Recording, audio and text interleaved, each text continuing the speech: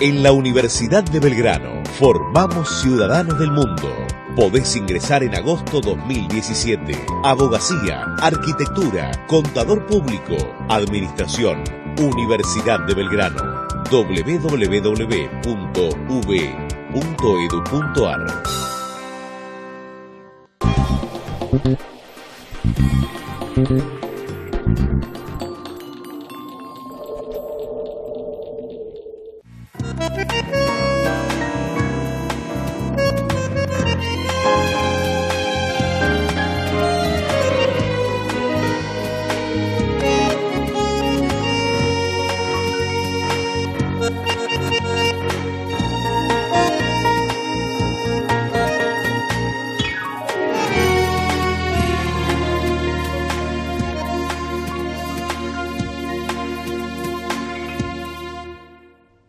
Nuestras pantallas de televisión, nuestras radios, están colmadas de información y debate sobre lo que pensamos que va a ocurrir en el mes de octubre con las elecciones intermedias.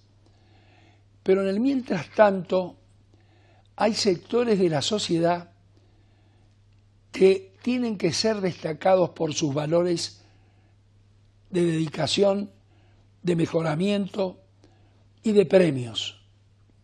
Hoy, frente a esta maraña de noticias que vamos viviendo cada día, queremos dedicarle unos minutos a valorar lo que hace una organización de empresarios de primer nivel en la Argentina para tratar de que sus dirigentes sean cada vez gente más competente, que tengan valores muy altos, que tengan magnitud de lo que implica su presencia en la vida social.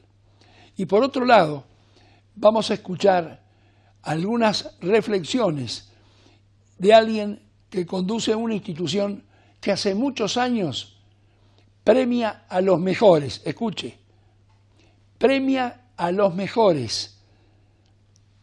Esto es muy bueno para nuestros oídos y para nuestros espíritus.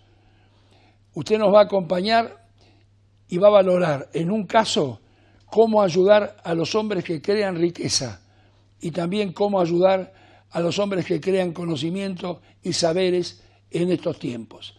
Acompáñenos y va a pasar un momento grato.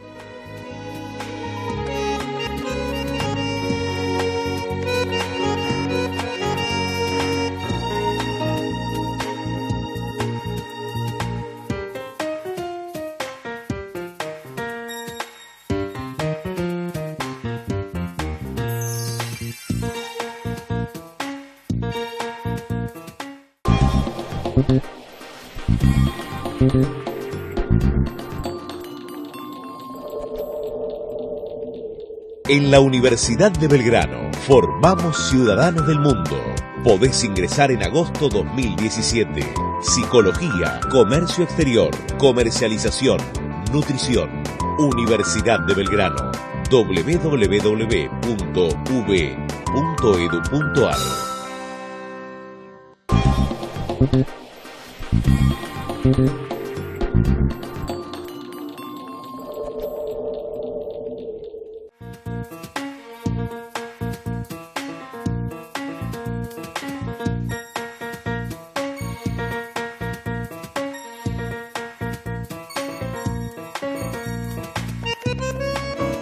Hace un momento dije que íbamos a presentar algo que es muy estimulante.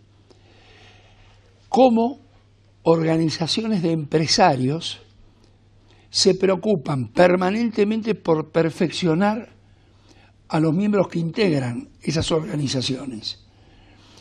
Para eso hay que realizar actividades. Por ejemplo, una jornada anual, un congreso.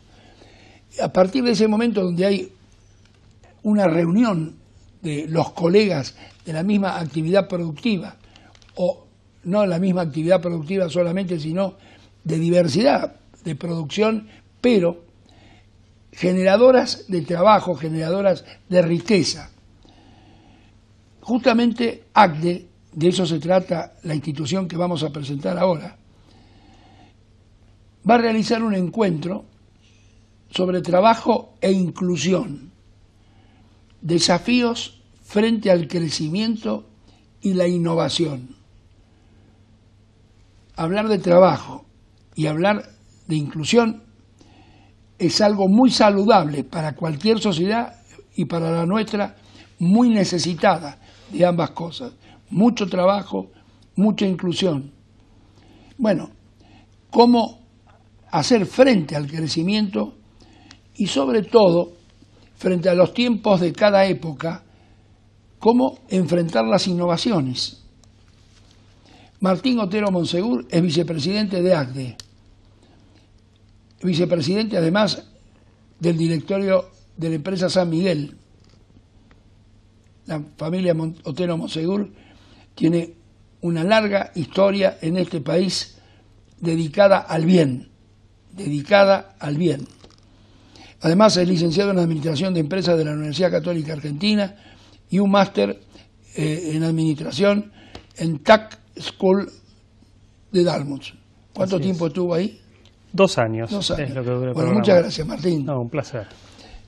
¿Qué se propone ACDE como entidad generadora de capacidades para el mundo empresario católico? Bueno, ACDE primero y principal es una organización de personas, de empresarios cristianos, cuyo fin de alguna manera es divulgar valores, ¿sí? E intentar generar o promulgar los valores dentro del empresariado. En ese contexto, ACDE desde hace muchos años viene bregando por defender el rol principal del empresario, que es crear trabajo. Entonces, ACDE quiere, en este caso particular, en este encuentro anual, simplemente poner en agenda la preocupación y al mismo tiempo la ocupación que tienen que tener los empresarios en la búsqueda constante de generación de trabajo.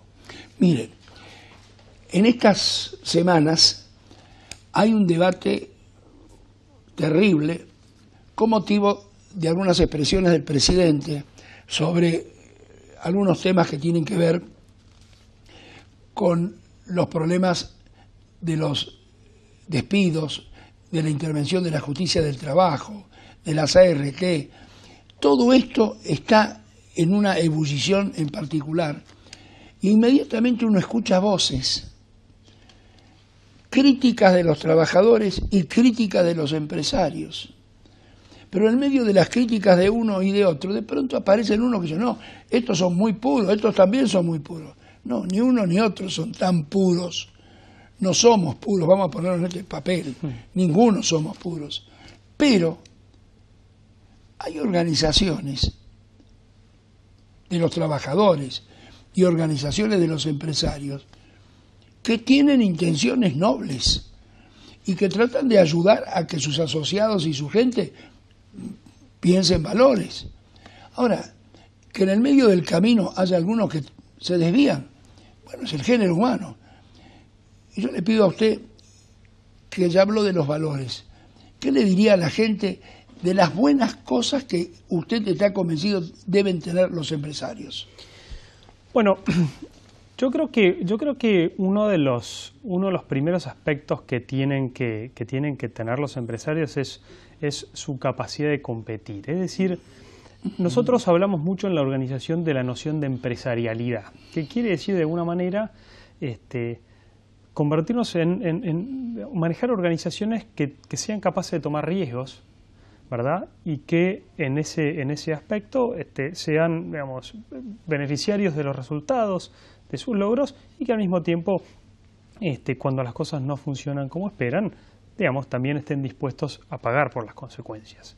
Es decir, se ha tergiversado mucho la noción del empresario últimamente, asociándola con empresarios prebentistas. Los corruptos, o sea, la figura que aparece delante de todo el mundo. Los corruptos. Y nosotros tenemos dentro de nuestra organización, incluso dentro de Argentina, podemos destacar muchos casos de compañías digamos, que no tienen ningún caso de corrupción, que están dispuestos a tomar riesgos y que en un proceso digamos, de crecimiento generan trabajo genuino y son capaces de distribuir el valor que generan con sus empleados, ¿verdad? Con su gente. La mayor felicidad que puede tener un empresario es que su empresa dé vida a los que tienen vida dentro de la empresa. Absolutamente. La mayor alegría. Absolutamente. El resultado del negocio, por supuesto que es necesario como para que estas organizaciones sean sustentables. Pero al final del día no hay nada que le dé más satisfacción al empresario que ver sus ideas y sus proyectos concretarse, crecer y que eso sea una fuente de sustento para muchas familias en nuestro país. Y que su gente crezca. Y que su gente crezca. Que los hijos de los trabajadores puedan estudiar, puedan alcanzar posiciones mejores en la vida. Absolutamente. Todos los empresarios nucleados en ACDE y muchos que no están, son, antes que nada, ciudadanos argentinos, son vecinos, son gente que camina por la calle y que al final del día se cruza en distintas circunstancias con gente con la que trabaja dentro de su organización, con proveedores, con otro tipo de personas vinculadas a su negocio. Y ese ciudadano argentino, digamos, tiene que tener la capacidad de mirar a la cara a la gente con quien interactúa y poder alzar esa mirada, ¿verdad? Fuera de Argentina, ACDE tiene conexiones con otros países, con entidades similares, recibe gente, ¿cómo es su red, digamos? Bueno, ACDE tiene compañías, tiene organizaciones hermanas en muchos otros países que están nucleadas dentro de una organización que se llama UNIAPAC, ¿sí? UNIAPAC es como la entidad global que agrupa todas las ACDES de distintos lugares del mundo. De hecho, mientras estamos celebrando el encuentro anual de ACDE Argentina, se está celebrando en paralelo el Congreso Latinoamericano de UNIAPAC, con lo cual vamos a estar invitando y recibiendo en nuestro encuentro anual muchos empresarios de muchos países de Latinoamérica que van a no solo a venir a escuchar los distintos paneles en los cuales vamos a hablar sobre la realidad argentina, sino que también en algunos casos ellos mismos van a ser expositores y van a compartir con todos los argentinos que van a asistir al encuentro la realidad de los distintos países. Esto va a ser el 29 y 30 de junio en el Hotel Sheraton. Exactamente. ¿Cuánta gente cree usted que asistirá a este tipo de reunión?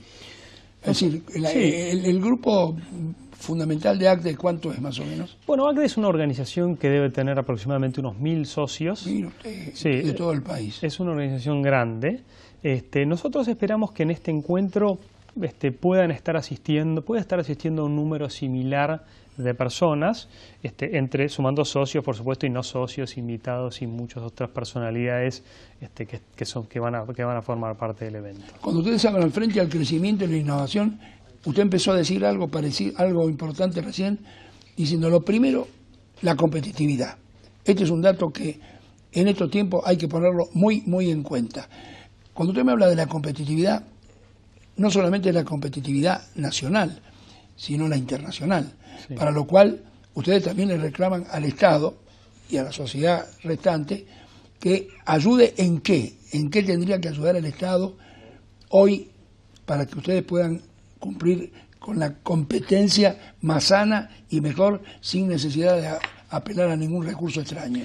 Nosotros, en primer lugar, creemos, de la misma manera que cree el gobierno, que Argentina está inserta en el mundo y por lo tanto tiene que competir con el mundo. Y eso significa que tiene que tener una apertura hacia el mundo que sea la mayor posible. Y subrayo la palabra posible porque creo que en ese proceso obviamente tiene que haber cierto gradualismo para que algunas compañías y algunas industrias se vayan adaptando a esa nueva realidad. En este momento estamos en un momento de transición muy serio. Exactamente. Veníamos de un cerramiento muy fuerte. Exactamente. Yo creo que lo que este gobierno tiene que, en donde este gobierno tiene que ayudar es en intentar lograr que el Estado sea un socio del sector privado, ¿verdad? Yo creo que el Estado tiene que entender que, este es un juego en donde tienen que existir los incentivos para que ambos ganemos. No es un suma cero, uno o el otro. Los dos tenemos que ganar. ¿Y eso qué significa? Eso significa que, en la medida que el Estado tenga la decisión política eventualmente de acompañar con alguna reducción de la carga impositiva, el Estado tiene que entender que eso va a beneficiar al sector privado y eso va a redundar en más trabajo, primero, y segundo, en más impuestos después, con lo cual esa apuesta que hace el gobierno, tarde o temprano vuelve al gobierno. Me parece que este gobierno tiene un norte muy claro y me parece que tiene la voluntad política para hacerlo. Nosotros estamos para apoyarlo, sobre todo en un contexto en donde se está discutiendo por qué no llegan las inversiones. La realidad es que no llegan las inversiones porque no es fácil hoy día tener negocios rentables en Argentina, ¿verdad? Entonces, y sobre todo sustentables en el tiempo. Hay una gran duda sobre la vida política argentina. Esto es lo que desestabiliza todo. Entonces, en la medida que el gobierno ayude a reducir un poco la carga impositiva, en la medida que se encuentre con el gobierno un esquema que nos permita reducir la carga laboral, que no necesariamente significa reducir salarios, no. Estamos hablando de la carga laboral, de todo el costo asociado al trabajo. En la medida que el gobierno continúe en la senda de bajar la inflación y por lo tanto reducir el costo de capital, yo creo que el gobierno va a ser capaz de sentar las bases para que las compañías argentinas, digamos, con esfuerzo y con inversión, sean capaces de lograr el nivel de competitividad que necesitan para competir con el mundo. Bien, ahora, cuando hablamos para competir, es para competir internamente, y acá viene, para entrar en el mundo, porque nosotros abrimos las puertas y no es que en todos lados nos reciben, no, pasito. Yo te recibo, pero vos también me tenés que recibir. Y ahí hay una situación compleja con la importación y la exportación y la industria nacional. Esto está hoy sobre la mesa en discusión. Pero ustedes desde ACDE piensan que hay que preparar misiones argentinas para ir al exterior a vender a Argentina a varios mercados. Definitivamente. ¿Y hay una línea de trabajo dentro de ACDE de esto? Bueno, yo diría que, digamos, hay varias líneas de trabajo dentro de ACDE, una de las cuales aspira a la noción de competitividad, ¿verdad?, como condición necesaria para poder salir al mundo. Tal vez no hay una línea específica de organización de misiones comerciales, si se quiere, porque lo entendemos como la consecuencia natural, ¿verdad? Y la Cancillería tenía que encararlo, ¿no? Claro, exactamente. En la medida que las compañías argentinas empiecen a ser competitivas, van a seguir invirtiendo y el mercado local les va a quedar cada vez más chico, con lo cual naturalmente van a necesitar salir a competir y ahí la demanda por misiones comerciales va a ser cada vez mayor. Tiene que ver el precio, pero tiene que ver la calidad de los productos. Y en precio todavía es esta mejora que se necesita. Pero en calidad de productos, ¿qué va a haber que cambiar? La tecnología, las maquinarias, los que han invertido hasta hace pocos años en las maquinarias que tienen, cómo las amortizan y cómo toman lo nuevo para entrar en el mundo. La tecnología es inevitable. Es un proceso, digamos, que ya ha tomado una dinámica que es imparable, ¿verdad? Entonces, la tecnología no solo va a ayudar a mejorar la calidad de los productos, sino que va a ser una condición necesaria para poder competir.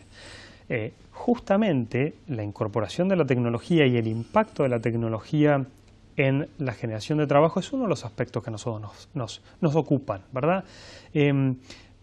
Creo que ACDE lo que está pensando a la hora de incorporar el desarrollo tecnológico y su impacto sobre el trabajo es poner el tema sobre la mesa. Nosotros tenemos que administrar el proceso de transición y de incorporación de tecnología más que ser un participante secundario de ese proceso y que, digamos, cuando el proceso nos lleve a un determinado momento nos preguntemos qué hacer. Entonces, creo que en ese aspecto hay muchos casos que creo que tienen mucho sentido en algún momento dar a conocer, que son procesos de diálogo entre sindicato y empresas, en donde las empresas han encontrado con el sindicato argumentos para plantear esquemas de reconfiguración de las tareas de las personas para que al final del día, digamos, las personas puedan mantener su ocupación, pero haciendo otras cosas tal vez, ¿verdad? Porque la tecnología va a reemplazar muchas de las cosas que hacen hoy las personas. Bueno, y la otra cosa que tiene que ver con los próximos años, hay que incorporar nuevas generaciones. Y la pregunta que yo le hago, y usted tiene la libertad de decirlo como lo siente y cómo lo ve, las instituciones universitarias, instituciones terciarias que no son universitarias, ¿le están preparando a las empresas la gente competente que se va a necesitar? ¿O también va a haber que instaurar un diálogo para ver qué llega del mundo, qué se toma, cómo se los prepara en el nivel terciario de educación para ofrecerlo a las empresas? Es una buena pregunta que creo que tiene dos respuestas distintas. En la realidad actual, yo creo que digamos, hay algunas universidades que claramente tienen un muy buen desempeño y generan excelentes profesionales, chicos preparados y demás, tal vez otras que no tanto, pero me parece que el desafío más importante tiene que ver con una noción que escuché vez pasada que decía que algo así como 1 de cada 5 empleos que hoy existen ya no van a desaparecer. No, van a desaparecer, con lo cual nos plantea un gran temor todo nos esto. plantea un gran temor, porque en definitiva lo que las universidades tienen que saber es que en definitiva no se, digamos, los egresados de hoy van a estar haciendo un trabajo que ni siquiera existía en el momento que estaban estudiando. Entonces, ¿cómo hace la universidad para preparar a ese profesional? Sí, claro. Entonces, ¿cómo logran las universidades generar profesionales con criterio y con capacidad de toma de decisiones, más que técnicos especialistas en temas específicos? Porque es el valor de ese conocimiento específico. Hay un diálogo empresa-universidad. Sí. Así como usted me habló con muy buen criterio, fuerza laboral dialogando con empresarios, me parece sustancial. También está lo otro, los que tienen que formar y tener un diálogo permanente. El diálogo permanente no significa estar todos los días juntos, sino una vez cada tanto sentarse y decir, miren, para los próximos 2 años nosotros creemos que vamos a cambiar tal camino de producción, en las ingenierías, en la tecnología, en las relaciones humanas, en lo que sea. Y los empresarios dicen, sí, estamos con el dinero para ir a comprar esa máquina, entonces necesitamos que nos preparen la gente. Claro. No, yo estoy en este momento imaginando en voz alta, ¿no? Pero es así, es exactamente así. El futuro es al día de hoy una página en blanco que se va a ir escribiendo con el tiempo, y me parece que lo que tenemos que hacer, empresas y universidades, es prepararnos y anticiparnos a las tendencias que vienen y saber que, digamos, hay una sola certeza, que es que el futuro no va a ser igual que el presente. Así es. En ACDE confluyen empresas de qué magnitud, pymes, grandes empresas, medianas. ¿Cuál es más o menos el modelo empresario de ACDE? Todo lo anterior, ¿sí? Es decir, hay desde empresas muy importantes hasta pymes, digamos que facturan muy poco dinero. Ahora, pero que ayudan mucho a las principales. Absolutamente no, pero hay una cosa que es muy importante y muy particular de ACDE, que es que el asociado de ACDE no es la empresa, sino es la persona. Esto es bueno aclararlo. Eso es bueno aclararlo, porque le da a la persona la capacidad de opinar mucho más libremente, ¿verdad? Y la realidad es que quienes digamos, valoran el trabajo de ACDE y quienes comparten la idea de que Argentina necesita formar un empresariado fuerte en valores, participan de ACDE. Y lo interesante es que en esa mesa el dueño de la compañía gigantesca tiene la misma voz y voto que el dueño del kiosco, y eso enriquece el diálogo. Lo que importa es que los que hablen estén acostumbrados a pagar una nómina de personas. Exactamente. Este es el secreto. Eso es muy importante. Yo creo que el secreto empieza por ahí. El que nunca paga nada puede decir lo que quiere y uno no lo escucha. Pero el que tiene que pagar y todos los meses tiene que afrontar, y cada quincena y todo, con las ventas que suben, que bajan, con los valores que cambian por parte del Estado. Y ustedes en eso también tienen organizaciones internas dentro de ACDE que da ayuda a las empresas. Nosotros tenemos organismos de asesoramiento. Sí, tenemos distintas comisiones que realizan distintos tipos de trabajo, uno de los cuales es un grupo que llamamos de consejeros, en donde todos aquellos socios que tienen interés en apoyar y ayudar a otros socios, ¿verdad?, les ofrecen asesoramiento, consultoría. Y le cuentan de sus fracasos. Exactamente. Al estilo de Single en Estados Unidos. Contemos los fracasos, no los éxitos. Y es aprendizaje en acción, ¿verdad? Porque en definitiva lo que se transmite de socio a socio es experiencia, punto. sobre esa base uno avanza. Yo cuando hace poco tiempo estaba leyendo aquello de lo que ocurre hoy en Singular University en Estados Unidos, en la zona de San Francisco, donde se reúnen a las tardes los que sacan los mayores proyectos del mundo en materia tecnológica, no a contar lo que vendieron, cuánto cotizan en la bolsa, sino los fracasos que tienen para compartir con otros el dolor del fracaso, que al final se convierte en algo que mejora su espíritu, porque tiene con quién que otros también fracasan. Para contar cuántos billetes tenemos, esto no vale la pena. Absolutamente. Y la verdad que en la vida de empresario no hay nada que enseñe más que un fracaso. Uno solo se convierte en mejor empresario a partir del momento que vivió en carne propia un fracaso. Aquel que nunca, digamos, tenga un fracaso en su vida, o no nos está diciendo la verdad, o posiblemente tuvo demasiada suerte. Pero bueno, yo creo que hay algo que sabemos por definición los seres humanos, es que en algún momento nos toca enfrentarnos a una fea y... Como en la vida. Como en la vida. En la vida cotidiana. Absolutamente. Otero Monseguir, muchas gracias por haber venido, por habernos dado esta charla, unos pocos minutos, tiene un gran valor. Que ACDE siga teniendo éxitos, los ha tenido, los va a seguir teniendo, y esperemos que realmente en cualquier otro momento los podamos invitar y seguir hablando de otras cosas que debe hacer ACDE que hoy no hemos tenido tiempo de hablar. Pero muchísimas gracias por la invitación. Gracias. Hemos cumplido. Director, muchas gracias.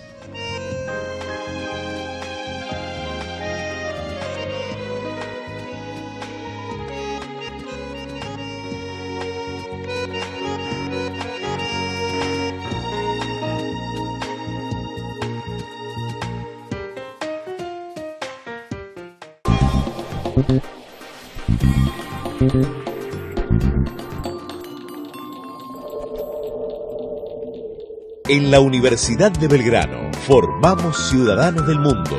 Podés ingresar en agosto 2017. Abogacía, arquitectura, contador público, administración, Universidad de Belgrano. www.ub.edu.ar.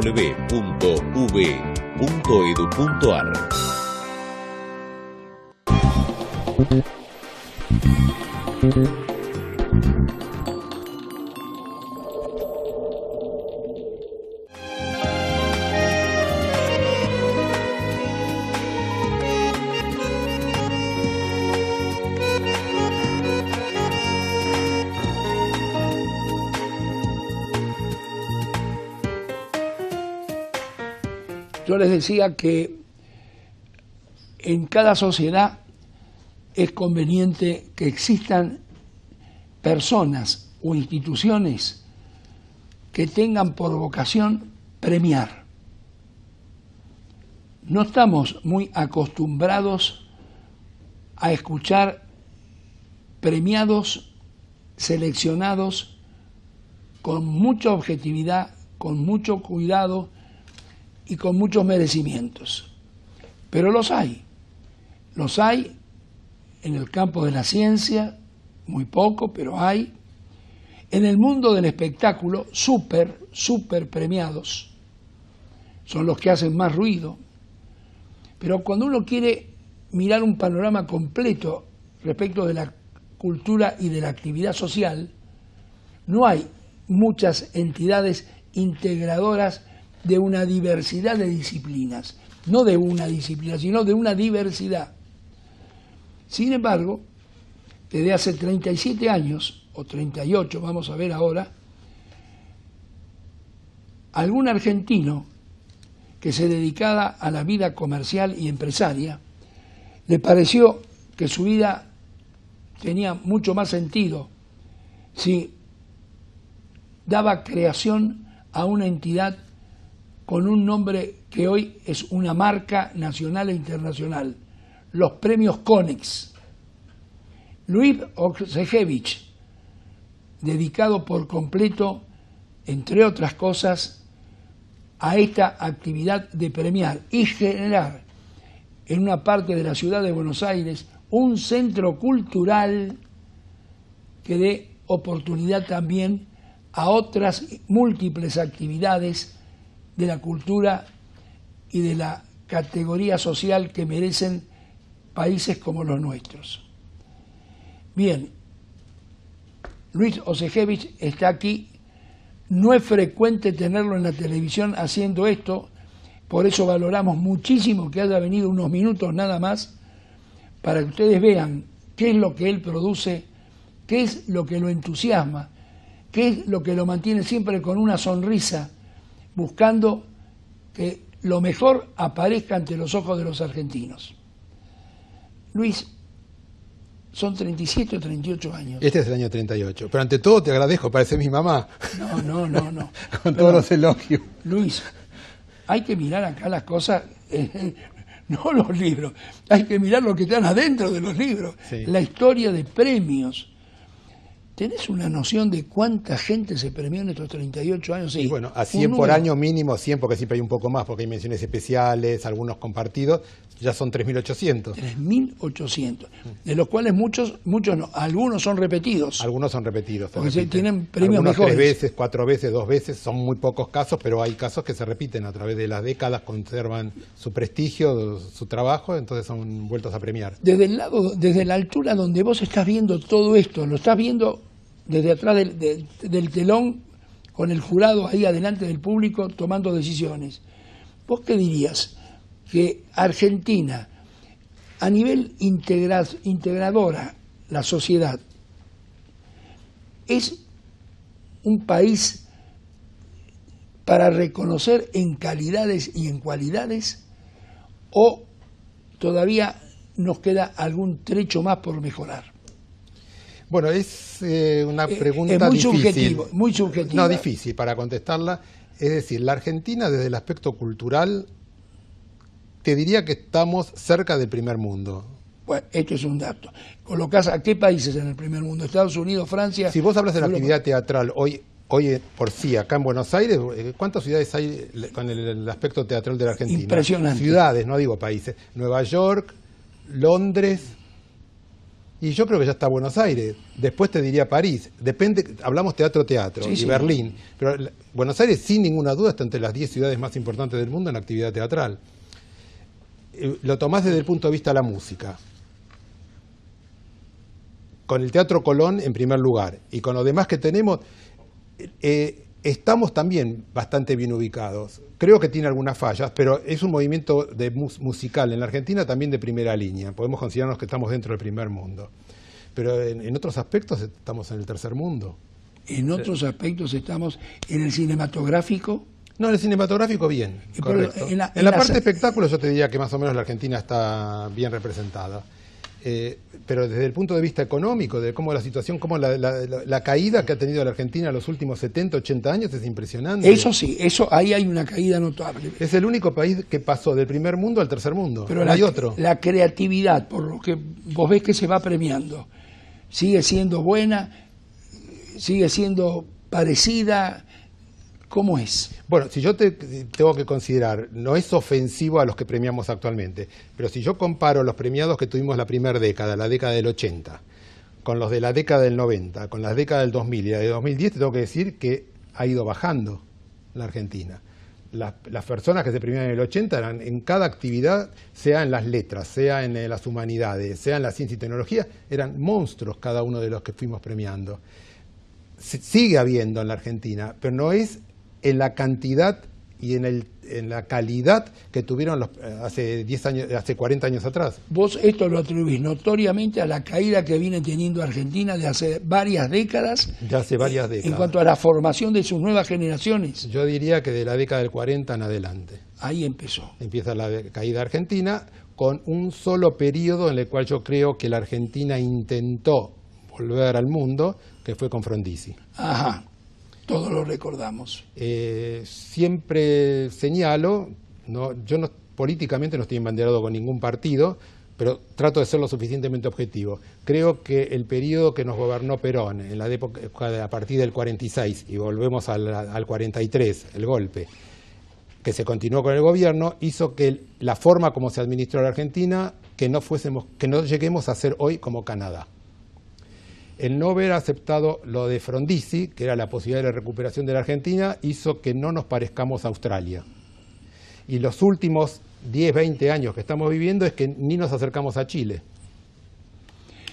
este cuadro de situación que resaltás es de una contundencia total. Sí, lo sostengo y siempre lo manifiesto. Pero no tengo problema, no tengo compromiso político, no dependo de nadie. Así que... La mayor sinceridad, sí. Porque lo que estás diciendo no es para que seamos peores, sino para que reaccionemos y seamos mejores. Para que reaccionemos y seamos mejores. ¿Y por dónde tendríamos que empezar para ser mejores? Por lo económico desde ya, por la educación, ¿por qué? Llamando a quién, a los empresarios, a que se dediquen más a este tipo de cosas, ¿a quién? La crisis es, en cierto sentido, en los países del primer mundo, los países desarrollados también están viviendo la crisis. Miremos lo que está pasando hoy en Gran Bretaña. Digo Inglaterra, pero lo comprendo a Gran Bretaña. Hasta hace un mes Francia. Parece como que se abre una esperanza en Francia con Macron. Así es. Asume un intelectual, cosa que no estamos acostumbrados a ver. ¿Y de qué edad? Muy joven. Y muy joven.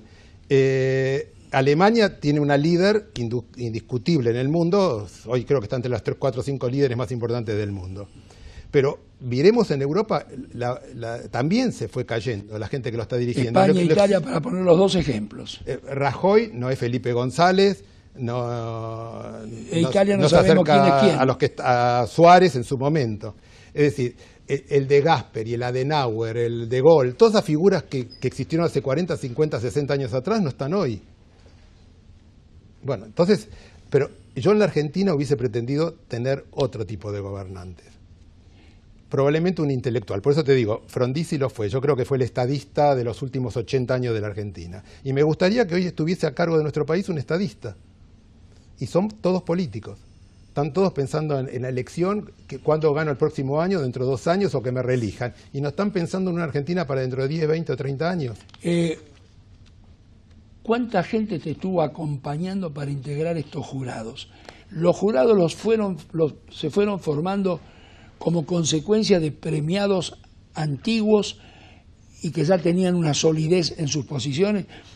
Primero fueron premiados, luego pasaron a ser integrantes de un jurado. ¿Es un círculo que se mueve así? La primera década, del 80 al 89, porque son 10 actividades que premiamos: deporte, espectáculos, artes visuales, ciencia y tecnología, así sucesivamente. Para conformar los jurados buscaba a los grandes especialistas en el tema. Por supuesto no habían sido premio Conex, académicos en determinadas cosas. Cuando era el espectáculo, los periodistas más representativos, o ya a lo mejor algunos eran actores, figuras que me podían perfectamente ser jurados, siempre son 20 jurados. Esto fue la primera década. A partir de la segunda, convoco a aquellos que fueron ya premiados para que sean ellos los jurados y que juzguen a sus pares. Y eso es otra cosa que le da muchísimo valor al premio. Todos los que son premiados reconocen qué jurado tuvieron, un jurado de primera línea. No tengo ninguna intervención en cuanto a voto en las elecciones. Sí lo tengo como voz para coordinar. Queda feo que lo diga, pero en general todos los jurados me dicen qué bien que maneja, porque trato de superar esos conflictos que puede haber entre 20 jurados, esos manejos. ¿Sos el responsable de la coordinación? Soy el responsable de la coordinación, pero nunca en la votación. Hay otro sector de tu vida que está colocado en el abasto. Sí. Háblame de tus sueños del abasto. ¿Por qué el abasto, que de acuerdo a un título que he leído por ahí, es el barrio más, como decía Gardel, que era el barrio más reo de la ciudad de Buenos Aires? Bueno, no sé si es el más reo. Pero sí. Gardel decía eso, que era el barrio más reo de la ciudad de Buenos Aires. Bueno, el tema nace así. Los premios Conex los creé en el año 80. En el año 91 creé un ciclo que se llama Vamos a la Música, que comprendió el Vamos a la Ópera, Vamos al Ballet, Vamos al Concierto. Mientras que estuvo en el Colón fue Vamos al Colón. Ya eso cumple 27 años también. Y en el año 2002, en plena crisis de la Argentina, cuando la Argentina era un desastre, decidí crear el Centro Cultural Conex. Lo creé en la avenida Córdoba, en las mismas oficinas nuestras en la planta baja, y ahí funcionó durante 4 años. En el interín adquirí una fábrica de aceite en el Abasto para hacer una cosa mucho más completa. Le pedí el proyecto a Clorindo Testa, se empezó a hacer un festival, la gente no estaba de acuerdo en que se destrozase la fábrica para hacer una cosa nueva, entonces arreglé con Clorindo Testa que se hacía un reciclaje de esa misma fábrica. Y eso empezó a funcionar en el 2006. Queríamos empezar a hacerlo funcionar en el 2005, estaba todo armado un festival griego, que por los 2500 años de Pericles, había armado toda una estructura, todo venía perfecto, pasó Cromañón, no nos habilitaron el lugar, con lo cual no se pudo hacer todo ese año dedicado a Pericles. Mantuve las cosas que estaban hechas, las llevamos al Teatro Coliseo, una obra Las Troyanas que fue un éxito impresionante. Trabajamos en varios teatros del centro para cumplir lo que estaba previsto. Durante el 2006 se inauguró ya oficialmente la Ciudad Cultural Conex y eso la está manejando mi hijo Andy. Así que todo lo que está ocurriendo en la Ciudad Cultural Conex se debe a mi hijo Andy. No, pero vos sos el inspirador. Bueno, soy el inspirador, perfecto. Sos el inspirador y bueno. ¿Y qué está ocurriendo ahí, por favor? Bueno, ahí si tomamos una persona en la calle y yo le pregunto, ¿sabe lo que son los premios Conex? Si es una persona grande, sabe. Si es una persona joven, no sabe. No sabe, cierto. Si yo le pregunto a la Ciudad Cultural Conex, si es una persona joven, sabe. Si es una persona grande, no sabe. Qué notable. Es decir, son dos espectros diferentes. Él lo que hizo es tomar un target de gente de 18 a 35, a 40 años. Entonces, los días lunes hay un espectáculo que se inauguró ahí, que todos los lunes está, ya hace 12 años, que es La Bomba de Tiempo. Y van 2.000 a 3.000 personas todos los lunes. Y se encuentran allá, es un lugar de reunión y es un must de Buenos Aires. En cualquier sitio de internet, para gente que viene del extranjero, sabe que tiene que ir los lunes a La Bomba de Tiempo en la Ciudad Cultural Conex. ¿Único día de actividad? No, todos los días, pero los lunes, la característica, sí. Un lunes que es un día muerto en teoría, sí. se inventó eso y el lunes la gente está para ir a ese lugar. Y ahí estamos haciendo el ciclo de los chicos, esto del ballet, del concierto y la ópera, lo hago por supuesto ahí, y los festivales de música clásica, que ya vamos por la tercera versión. Hace 2 años fue el primer festival de grandes compositores, el año pasado por el aniversario de Mozart fue Mozart, este año por el aniversario de Beethoven fue Beethoven, y el año que viene vamos a hacer Vivaldi-Bach por el aniversario de Vivaldi. Cuando digo aniversario es porque se cumplen X cantidad, sea de un fallecimiento o de un nacimiento, un número redondo. Entonces se va a dedicar al barroco. ¿Cuánto público circula aproximadamente por semana en todos esos espectáculos? En la Ciudad Cultural yo calculo que deben estar pasando 10.000 a 15.000 personas por semana.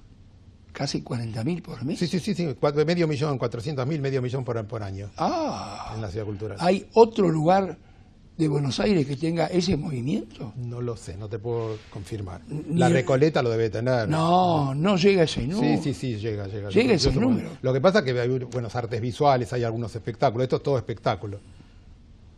Pero realmente es un mundo y una movilidad enorme, ¿no? Sí. Y hay una cantidad de personal enorme también que trabaja. Hay una gran cantidad de personal.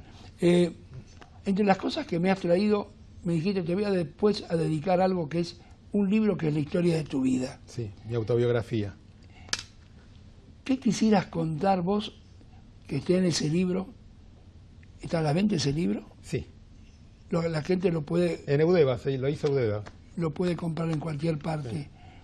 ¿Qué fue en tu vida lo que te determinó en la dirección de lo que estás haciendo ahora ya como un hombre consagrado? ¿Hacer el libro, me preguntás? ¿Por qué decidí hacerlo? No, tu vida. ¿Qué fue lo de tu vida que te llevó a hacer, y estará contado en el libro, supongo? Bueno, ¿qué me llevó en mi vida? Te lo diría. La gente me pregunta, ¿por qué se te ocurrió inventar los premios Conex? Bueno, entonces un poco el tema es, yo me recibí a los 19 años.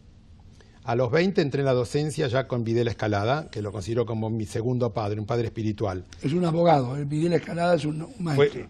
Fue la única vez en la historia de los premios Conex que yo tomé un micrófono en una entrega, que fue en el 86. Él estaba en el quinteto de los civilistas, estaba Borda, Spota, Risolía, estaba él, y el jurado lo elige Conex de Platino, el mejor de los 5. Y cuando se le entrega el Conex de Platino, yo tomé la palabra, la única vez en la historia de los premios, para hacer un comentario. Yo no tuve ninguna decisión, lo tomó el jurado, pero para mí fue esas personas que no se reproducen, no existen.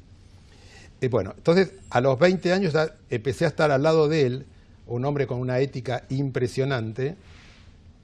Hay muchos detalles, por ejemplo, que yo puedo poner. Él era algo así como el presidente de la Asociación Católica Argentina, estaba vinculado con el Congreso Mariano, viajaba con el Papa, todo. Cuando fue el concurso, yo soy judío. Nos presentamos 5, entramos 2. A mí me calificó como el mejor de los dos, digamos. Entramos dos al concurso. Al concurso de la cátedra. De la cátedra para entrar a la cátedra de él. Se habían anotado 11. Con lo cual demostró la grandeza que tenía ya. Eso es lo que te quiero decir. Pensando, uno diría cerrado, no estamos hablando después de los papas que vinieron. Estamos hablando de la época que era muy Ni difícil. Juan XXIII todavía estaba para hablar. Y esa es la amplitud con que él siempre se manejó. Y hablábamos. Bueno, entonces, a los 21 años... A los 20 entré en la docencia, a los 20 ya estaba dando como ayudante de segunda en la cátedra de él. Y yo sentía como un compromiso. A mí la enseñanza me dieron gratuita. Estudié en la UBA, me recibí. Mi forma de gratificar a la universidad por lo que me dieron era dar las clases en la facultad. Además lo sentía muchísimo. Hoy todavía recuerdo, me ven alumnos y me dicen, fuiste el mejor profesor que tuve en la facultad. A los 24 años era adjunto en la Facultad de Derecho con Videla Escalada. Y a los 24 años fui adjunto, entré en un concurso que gané en Ciencias Económicas. Con lo cual tengo gente que ha sido ministro, cualquier cantidad de nombres muy, muy famosos fueron alumnos míos. Cuando yo era profesor en Derecho, yo era más chico que los alumnos. Yo tenía 20 años y los alumnos tenían 20, 21, 23. Elena Hayton fue alumna mía en el primer curso que di. Bueno, entonces esto... fue durante toda esa década del 60, en el año 69 decidí crear una empresa. Ejercía la abogacía y estaba en la docencia. A partir del 69 le agregué la faz comercial. Me empezó a ir bien, decidí en el año 73 dejar la profesión y dedicarme a la parte comercial, a los negocios. Formé la empresa Conex. Y un año después decidí dejar la docencia. No tenía el tiempo suficiente. Anécdotas que tengo, Belucio, Alterini, me tenían loco, ¿por qué no volvés? No volvés, te damos un curso especial para postdoctorado, por como vos eras. Bueno, me volvieron tan loco que en el año 92 fui a un congreso en Mar del Plata de responsabilidad civil. Habían pasado 18 años que yo había dejado la facultad. Fui al congreso, estuve 3 días y cuando volví le dije, mira, ya no es parte de mi vida, voy a estar robando, no es lo mío. Voy a ir a dar una clase para decir, soy profesor de un postdoctorado o de un curso de posgraduado. ¿Te dedicas a la vida comercial? Ya no es lo mismo, lo mío está hoy en Conex, en la parte cultural. Bueno, entonces, así como con la abogacía hice la docencia, cuando tuve la empresa comercial y me iba bien, dije, tengo que hacer algo por la sociedad, que me cubra la docencia. Y así inventé los premios Conex. Y la Fundación Conex. En los primeros años, la gente creía en esto que vos hacías. ¿Notaste que la sociedad estaba exigiendo tener una entidad que estimulara y premiara a los mejores? Yo te diría que desde el principio sí. El primer año, el año 80, que fue el primer año que premiamos, tenía que formar un jurado. Entonces tomé la decisión de convocar al Círculo de Periodistas Deportivos. Ya estaba en todo el círculo, hablé con el presidente, que era Valdés, Pedro Valdés, hablo con él y le digo, mira, quiero que vos seas el presidente del jurado y me armes, nos pusimos de acuerdo los 20 jurados. Hicimos la entrega y la entrega de los diplomas se hizo en el Automóvil Club y la entrega final decidí hacerla en el Luna Park. Fue una cena para 1.800 personas que se transmitió por el Canal 11. Así empecé con los premios Conex, en la primera entrega. Qué notable. Era sorpresa. Entonces aparecía el ganador de ajedrez, Naidorf, el ganador de tenis, Vilas, el ganador de golf, de Vicenzo, el ganador de boxeo, Monzón, el de automovilismo, Fangio. Todo eso se había resuelto 24 horas antes y los únicos que sabíamos los nombres, porque teníamos que preparar todo el argumento, era Valdés y yo. Todo sorpresa, cuando están los 20 en el escenario, eligen a la máxima figura, el Conex de Brillante. Y el Conex de Brillante lo eligen a Fangio. Entonces Fangio toma la palabra y dice, espero que no me falle el de la zurda, por el corazón. Es la primera vez que me premian en la Argentina. ¿Él ya estaba como presidente de Mercedes-Benz en la Argentina? Sí. Era la primera vez que decía que lo premiaban en la Argentina. La emoción que tuvo Fangio. Fangio vino después a todos... Por eso lo pregunto, porque Fangio, lo que significó en el mundo sigue siendo. Y parecía que los argentinos no nos dábamos cuenta de lo que tenían. Bueno, esto es Argentina. Este fue el primer reconocimiento. Este fue el segundo. Al año siguiente, que fue espectáculo, elegí de presidente del jurado, porque tenía que pensar, porque siempre elijo un presidente del jurado. Ahora, normalmente, quien fue Conex de Brillante 10 años antes, es quien preside este año, el año que demos los premios. Este año, por ejemplo, que es Comunicación y Periodismo, Magdalena Ruiñazú, que fue el Conex de Brillante hace 10 años. Entonces, hice todo un estudio de mercado y decidí ponerlo a Ulises Petit de Murat, que fue una figura brillante. Bueno, con él armamos también el jurado, También fue sorpresa ese año quién iba a ser el ganador, y en el momento final están los 20 en el escenario y tienen que elegir quién es el Conex de Brillante. Y queda empatado 7-7, porque 2 votos sacó de Mare, uno otro, pero quedó empatado Luis Abel y Alfredo Alcón. Y le digo a Ulises, bueno, tiene que desempatar. Me dice, yo no puedo desempatar con estos 2 monstruos. No, y le digo, bueno, le damos a los 2. Y quedó empatado el premio, le entregamos el trofeo a Luis Abel y mandamos a hacer otro para Alfredo Alcón. Quedaron los 2 compartidos. Porque no pudo desempatar, me dice, son 2 monstruos, no puedo desempatar entre estos 2. Qué notable, te has dado el lujo de tu vida, te has podido... Escúchame, Borges, la última foto vivo en la Argentina es la foto cuando recibe el Conex de Brillante. Fue en el 84, después viaja Y ahí en Ginebra y a los 3-4 meses y muere un año más tarde en Ginebra. Leloir recibiendo el premio. No, es impresionante los nombres. Bueno, te diste lo mejor en la vida, por eso estoy queriendo que lo cuentes, porque los argentinos, vos bien dices, determinada edad hacia arriba, en este momento, los mayores de 45 o 50 años pueden saber bien lo de Conex. Los jóvenes no conocen tanto lo de los premios Conex, pero es bueno que toda la gente que vivió estos años escuche esto que vos estás diciendo. ¿A qué gente se la premió a través de Conex? Tengo una anécdota. A ver. En el año 90, la televisión terminaba a las 12 de la noche. A las 12 se apagaban, ya no existían más programas. No es como ahora. Entonces voy a verlo a Pedro Simoncini en el Canal 11 y le digo, mira, tengo una idea. Quiero hacer un programa en tu canal de 12 a 1, que es entrevistar cada día a un premiado Conex diferente. Ya a esa altura tenía más de 1000, con lo cual en el año, ponerle, serían 200 figuras, 150 figuras que podíamos llegar a entrevistar. 20 figuras por mes, en 8 o 9 meses 200, por ejemplo. Y me dice, mira, me parece muy lindo tu proyecto, pero estamos cerrando otro. ¿El otro proyecto sabes cuál era? Tinelli. Video Match Tinelli.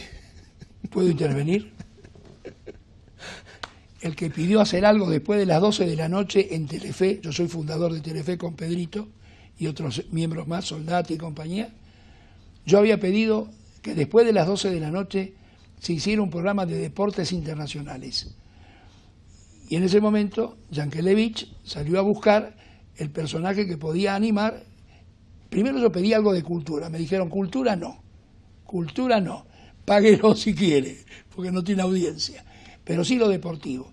Lo buscan a Tinelli, y de 12 a 12 y media arranca Tinelli con su programa. En ese momento se habrá producido la coincidencia. Ese mismo, si fue eso, que me dijo Pedro Simoncini, estamos con otro proyecto en este momento. ¿Y te dijo la verdad? Me dijo la verdad, sí, continué con Simoncini, me sigo viendo.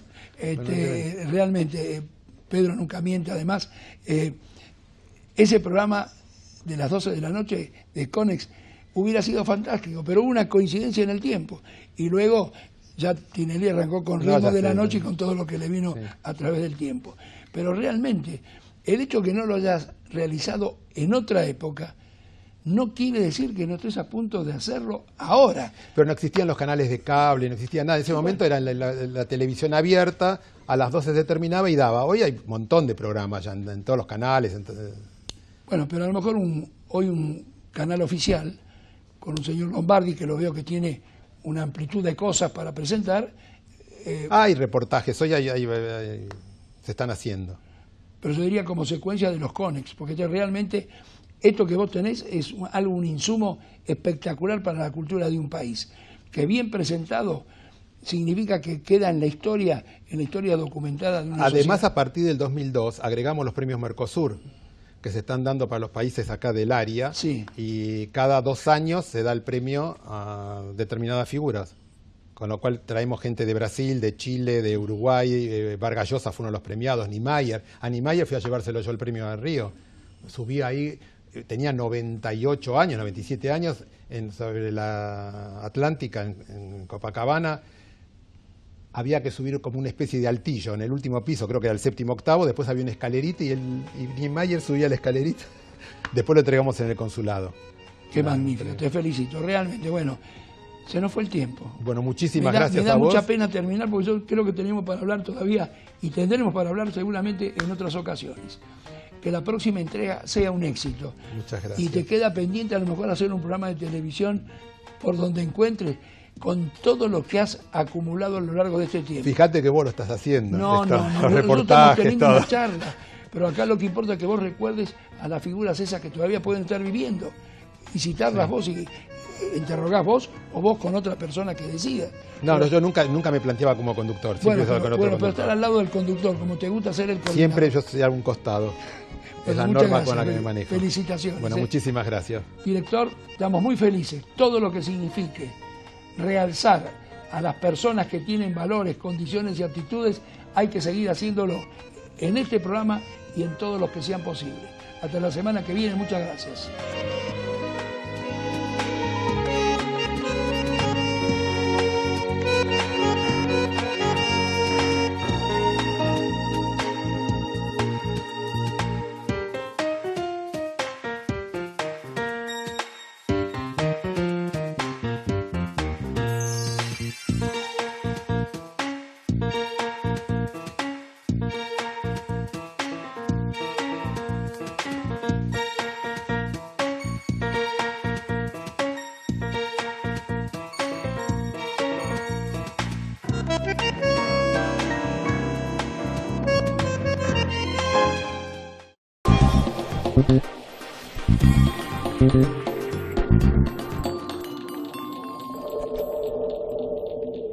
En la Universidad de Belgrano, formamos ciudadanos del mundo.